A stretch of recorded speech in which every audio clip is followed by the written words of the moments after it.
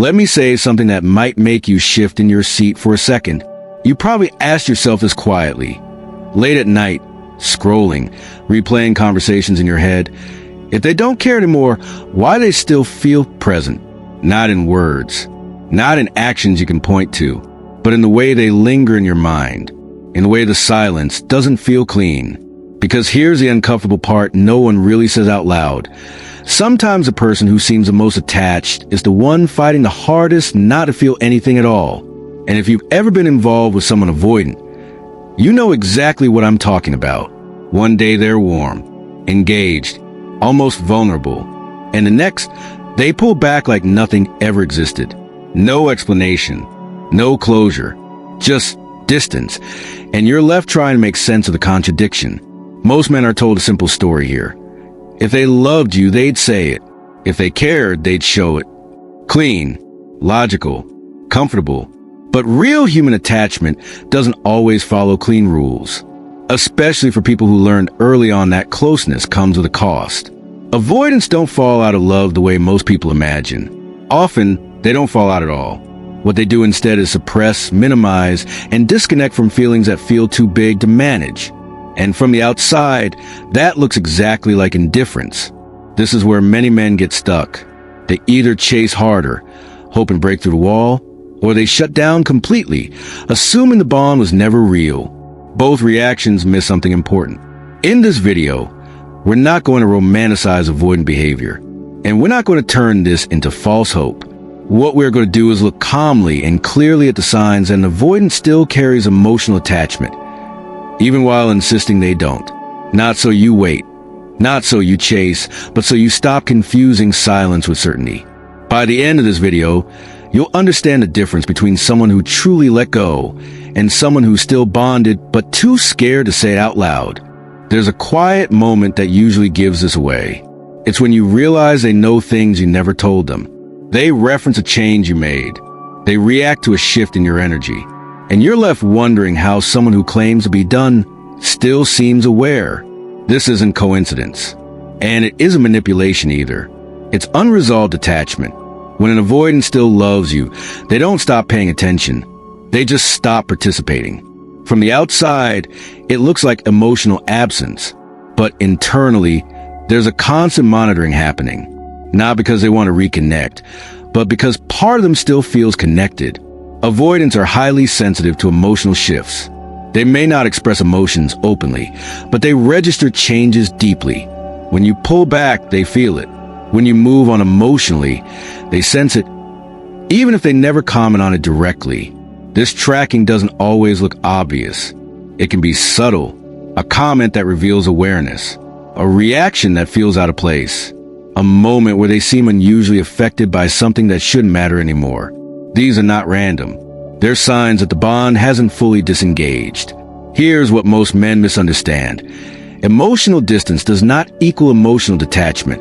For avoidants, distancing is often a way to stay in control of feelings they don't trust themselves to handle. It's not proof that they stopped caring. It's proof that caring feels unsafe. So instead of expressing longing, they observe. Instead of reaching out, they stay informed from a distance. It allows them to feel connected without risking vulnerability. This is where men often get pulled back in. They notice the attention. They sense the awareness. And they assume it's an invitation to re-engage. It's not. It's a signal, not a green light. The tracking behavior exists because the emotional bond hasn't been resolved internally. But that doesn't mean the avoidant is ready, willing, or able to step forward in a healthy way. And if you mistake awareness for intention, you'll find yourself reopening a dynamic that hasn't actually changed.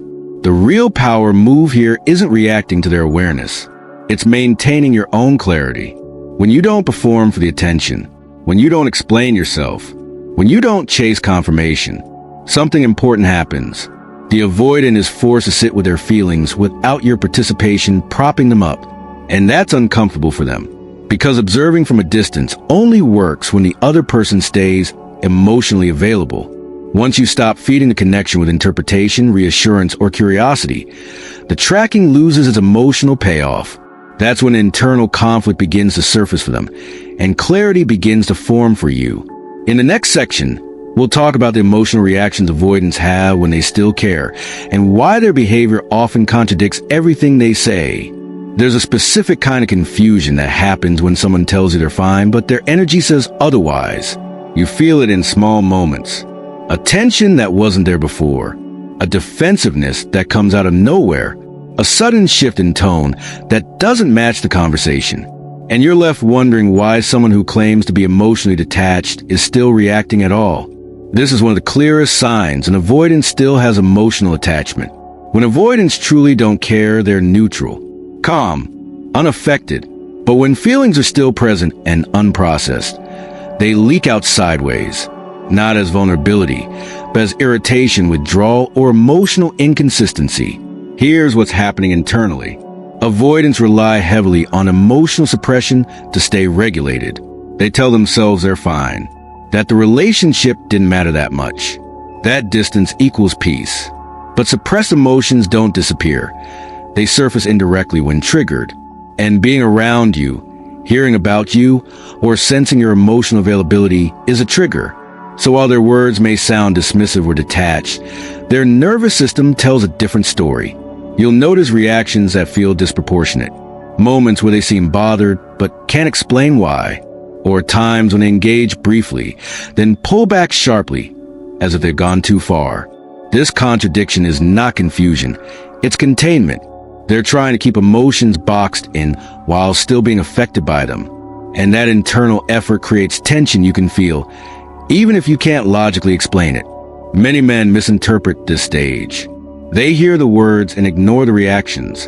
Or worse, they argue with the avoidance logic, hoping to reason their way back into emotional connection. But emotional reactions don't respond to logic. If an avoidant still loves you, their reactions will often betray them before their words ever do. The frustration, the defensiveness, the subtle emotional charge. These are signs of unresolved attachment, not indifference. The key here is restraint. When you don't challenge the words, when you don't pursue the reaction, when you don't demand clarity, you allow the emotional mismatch to fully belong to them.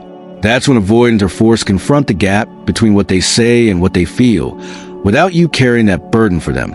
And that internal confrontation is uncomfortable, because pretending not to care only works when no one notices the cracks. In the next section, we're going to step inside that internal experience, the part you never see, and talk about what it actually feels like for them when attachment hasn't let go, even though they insist it has.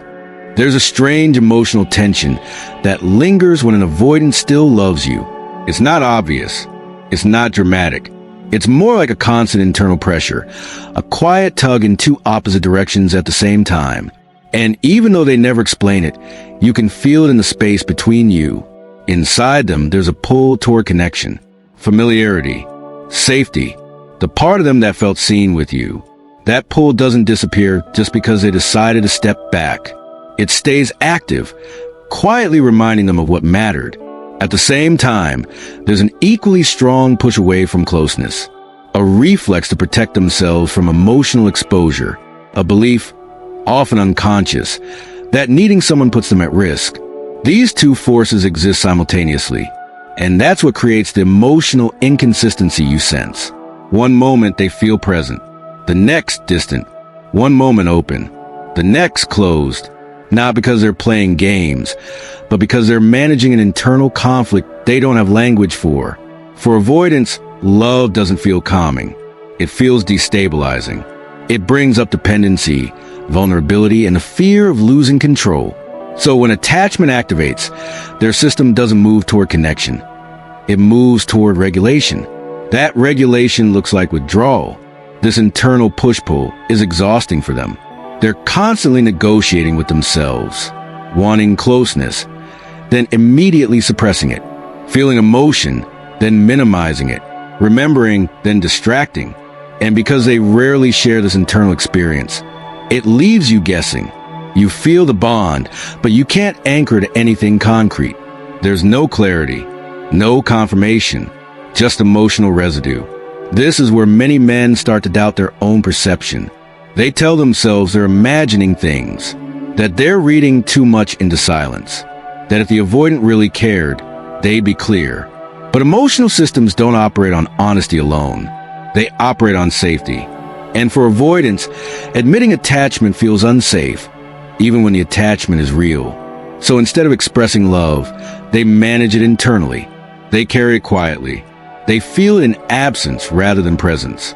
And they convince themselves that keeping distance is a responsible choice. What you're sensing isn't mixed signals. It's mixed emotions, unresolved, unintegrated, and unspoken. Understanding this doesn't mean you wait or tolerate ambiguity. It means you stop taking the push-pull personally. It means recognizing that their internal struggle exists independently of your worth. And in the next section, we'll talk about where men often get stuck in this dynamic and the one mindset shift that prevents you from mistaking emotional tension for emotional availability. Let's slow this down for a second, because this is where most men lose their footing. When an avoidant goes quiet, something in you wants to fix it. You feel the distance and your instinct says, if I just show up better, clearer, calmer, they'll feel safe again. That instinct feels noble, but it's also where the dynamic quietly turns against you. Here's the hard truth. Silence from an avoidant is not an invitation to prove yourself. When men respond to emotional withdrawal by increasing effort, explanation, or patience, they unintentionally train the avoidant to stay distant. Not because the avoidant is malicious, but because the pressure is being absorbed without the responsibility of engagement. This is the part that needs a calm wake-up call. If you are doing emotional work for two people, you are not being loyal. You are avoiding your own boundary. Avoidants don't need to be chased into safety. They need to experience the consequences of emotional non-participation. And that only happens when you stop filling the silence with your effort. Silence becomes powerful when it's mutual, not when it's one-sided endurance. The moment you stop explaining yourself, the moment you stop checking the temperature, the moment you stop asking for reassurance, something shifts. The avoidant no longer has the comfort of emotional access without emotional risk. And that's when clarity begins to form. For both of you, here's the single piece of advice every man in the situation needs to hear. If someone cannot meet you emotionally, your job is not to teach them how. It's to decide what you tolerate. That doesn't require anger. That IT doesn't require ultimatums. IT requires self-respect. You don't need to convince an avoidant to care. You need to stop negotiating your standards in the hope that they will. When you hold your ground calmly, without punishment or pursuit, you remove confusion from the dynamic. And what remains is truth, whether that truth leads to reconnection or release.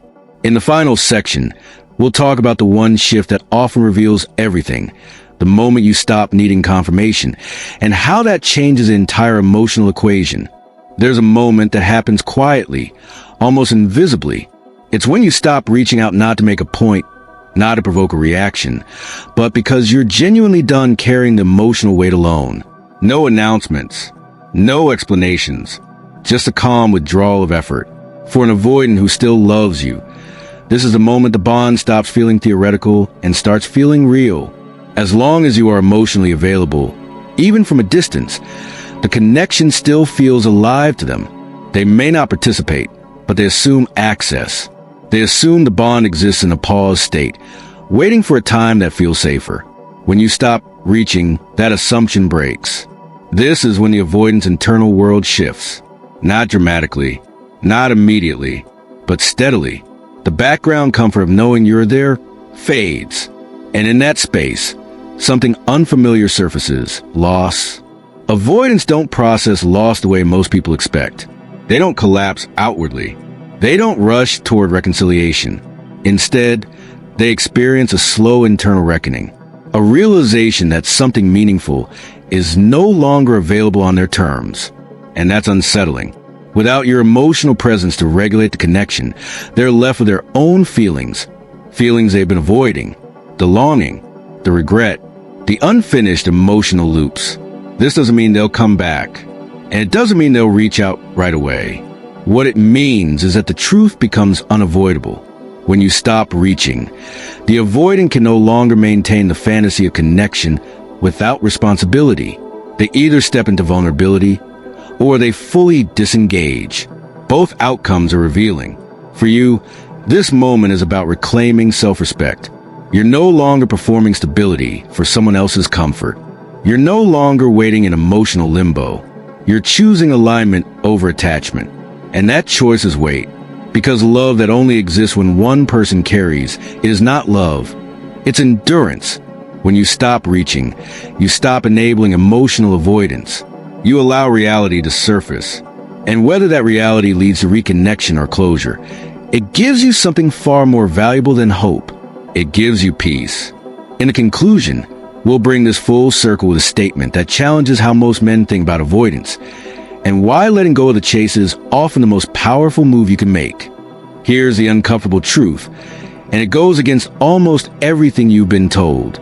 Avoidants don't change because they're finally convinced you're worth it.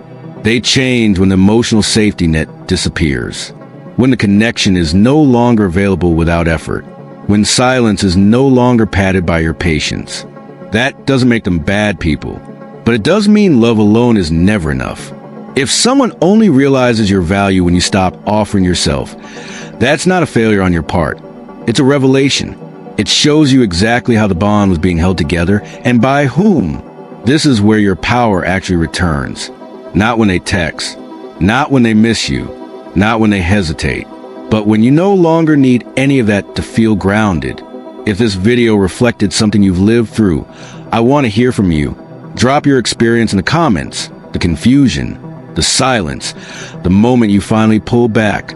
I read them, and when I can, I reach out, because none of this is theoretical. It's real, and affects real men navigating real emotional weight. You're not weak for caring. You're strong for choosing clarity. And sometimes, the most self-respecting move you can make is to stop chasing someone who only knows how to love you from a distance.